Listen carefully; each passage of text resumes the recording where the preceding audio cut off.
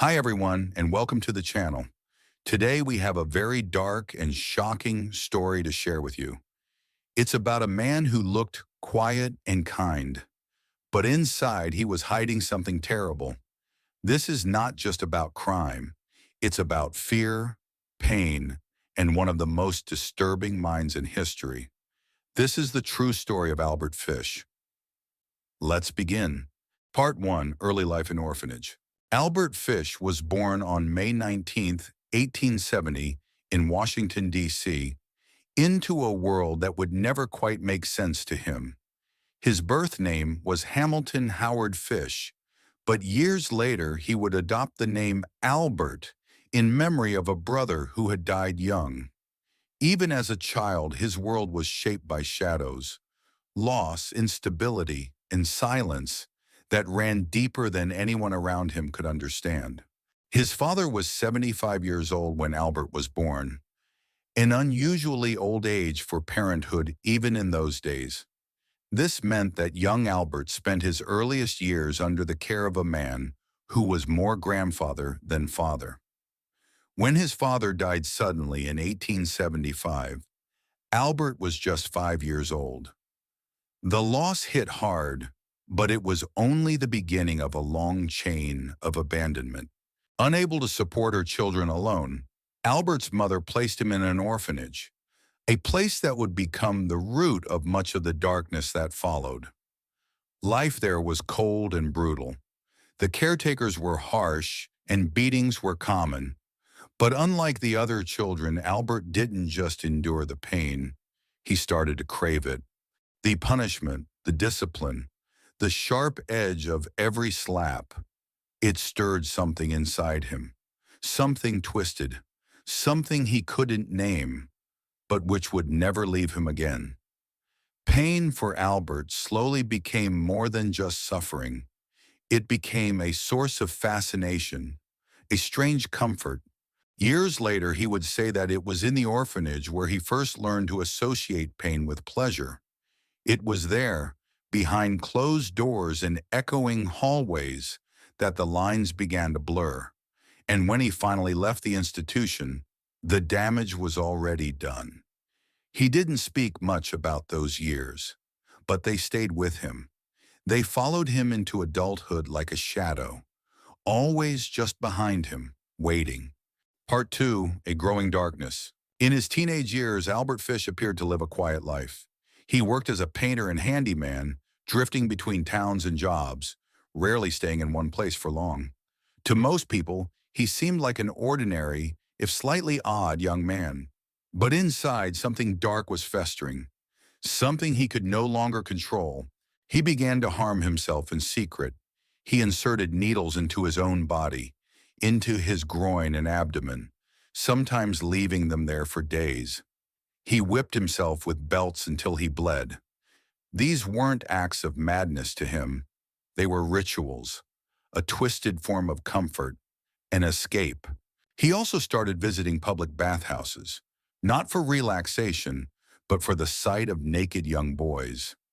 It was here that his dark desires began to take shape. He later confessed that the seeds of obsession were planted during these years. In 1898, Albert got married. Her name was Anna Mary Hoffman, and together they had 6 children. For a time, it seemed like he was trying to live a normal life. He went to work, supported his family, and was rarely home late. But the darkness never left. It simply moved underground. While raising his children, Fish kept his fantasies hidden. But at night, he would read newspapers filled with stories about crime, torture, and death.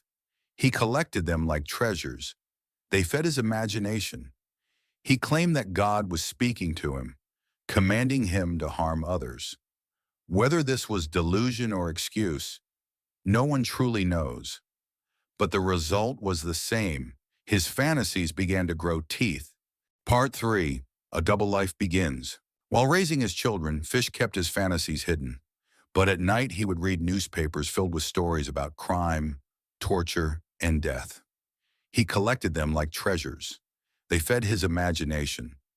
He claimed that God was speaking to him, commanding him to harm others.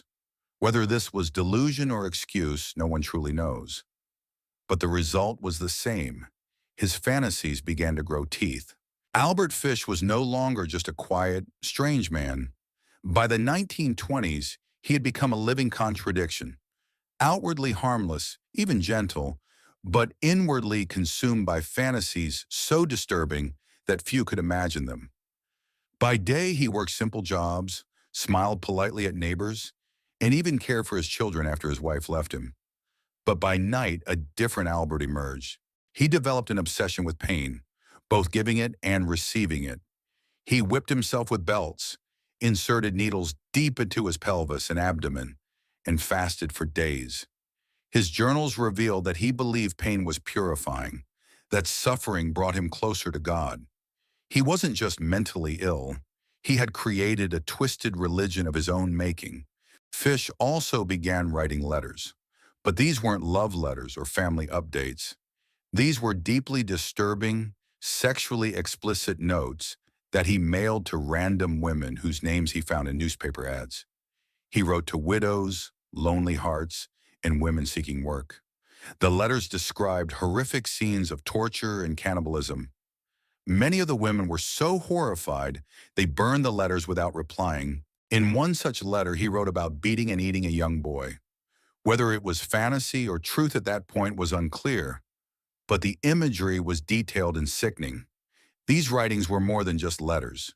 They were confessions in disguise, a release for the darkness he could no longer hide. Fish became obsessed with young boys. He would visit public pools and watch them for hours. He sought out orphanages, playgrounds, and poor neighborhoods where children often played unsupervised. He posed as a kind old man, sometimes offering candy, other times pretending to be looking for help with a job. His favorite disguise was that of a house painter, a role that allowed him to move freely through neighborhoods and knock on doors without suspicion. In 1924, his urges exploded into reality. Fish lured an 8-year-old boy named Francis McDonald from a park in Staten Island. The boy never returned home. His body was found hanging from a tree, strangled and beaten. Witnesses described seeing a strange old man in a gray suit talking to the boy. That man, of course, was Albert Fish, but at the time no one knew who he was. This murder shook the local community, but with little evidence, the police had no leads. Fish moved on, unpunished and more confident. He believed God was protecting him. Worse, he believed he was doing God's work. In the following years, other children disappeared. Some were never found. Others were discovered in shallow graves or hidden behind abandoned buildings. Fish never stayed in one place too long. He wandered constantly, using his job as a painter to travel across cities and states. In truth, this allowed him to stalk and kill without leaving a pattern. At the same time, he became more reckless. He spoke to himself in whispers. He heard voices, sometimes God's, sometimes his dead brothers, telling him to harm. His children recalled him asking them to beat him or watching him press needles into his skin with a blank, distant stare. Still, to the outside world, he was just a peculiar old man. No one imagined the horrors happening inside his mind or what he was capable of doing next. Part 4, The Disappearance of Grace Budd. In 1928, Albert Fish answered a newspaper ad from a young man named Edward Budd, who was looking for work. Fish, now in his late 50s, posed as a wealthy farmer named Frank Howard. He wore a suit and carried a fake story about needing help on his farm. He visited the Budd family in New York City and won their trust. But he wasn't interested in Edward. His attention quickly turned to Edward's younger sister, Grace Budd, a 10-year-old girl with dark hair and an innocent smile. Fish told the Budd family that he would take Grace to a birthday party at his niece's home. The Budds, seeing no reason to doubt this polite old man, agreed. Grace dressed in her best clothes and walked away with him that afternoon. She was never seen alive again. What happened that day remained a mystery for years. The Budd family was shattered. Posters were printed. The police followed dozens of leads. But Frank Howard had vanished. No one knew he was actually Albert Fish, because he had used a fake name, a fake address, and a fake life. Fish returned home that evening and hid in the shadows for 6 long years. He moved from city to city, continued his habits, and kept a collection of newspaper clippings about missing children. But the guilt, or perhaps the pride, of what he had done to Grace wouldn't leave him alone. In 1934, he made a horrifying decision. He sat down and wrote a letter to Grace's mother. The letter began kindly, speaking of Grace's beauty and innocence. But as it went on, the words grew darker. Fish confessed in gruesome detail what he had done to her. He described how he took her to an empty house, how she trusted him, how she cried. Then he explained how he killed her, cut her into pieces, and ate parts of her body over the next few days. He even described the taste of her flesh. The Budd family was devastated. The police were horrified. But that letter became a turning point. It had clues. The paper had a small watermark from a company. Investigators traced it back to a boarding house, and from there, they finally found Albert Fish. Part 5, The Trial of a Monster. When the police arrested Albert Fish in 1934, they expected a frail, possibly senile man. Instead, they found someone who calmly confessed to murder, cannibalism, and torture, with no sign of remorse. During questioning, Fish described not only the death of Grace Budd, but dozens of other children he claimed to have harmed or killed. Not all of these claims could be proven, but his knowledge of specific crime scenes convinced investigators he was telling the truth. Even more disturbing were the x-rays doctors took of his body. They found 29 needles embedded deep into his groin and lower abdomen. Some were rusted, having been inside his body for years. Fish had inserted them himself, for pleasure, for penance, or perhaps as a form of self-made punishment. His trial began in 1935. The courtroom was packed. Newspapers across America called him the Brooklyn Vampire, the Gray Man, and the Boogeyman. People were both disgusted and fascinated. They couldn't understand how such horror could come from someone so small, so quiet, so old.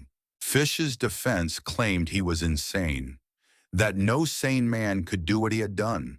His lawyers described his hallucinations, his belief in religious sacrifice, his long history of mental illness. But the jury disagreed. After 10 days of testimony and evidence, they found him guilty of murder. The judge sentenced him to death by electric chair. On January 16, 1936, Albert Fish was executed at Sing Sing prison. Witnesses said he showed no fear. In fact, according to some reports, he even welcomed death, believing it would be the final pleasure, the ultimate pain. His legacy lives on as one of the most disturbing serial killers in American history. A man whose crimes went beyond murder, into realms so dark they remain difficult to fully comprehend. And that was the disturbing story of Albert Fish, a man whose darkness left a permanent scar on history. If you found this video interesting, disturbing, or eye-opening, don't forget to like, subscribe, and share it with others who enjoy true crime stories. Hit the notification bell so you won't miss the next episode in our Real Psychopath series. Thanks for watching. Stay safe and stay curious.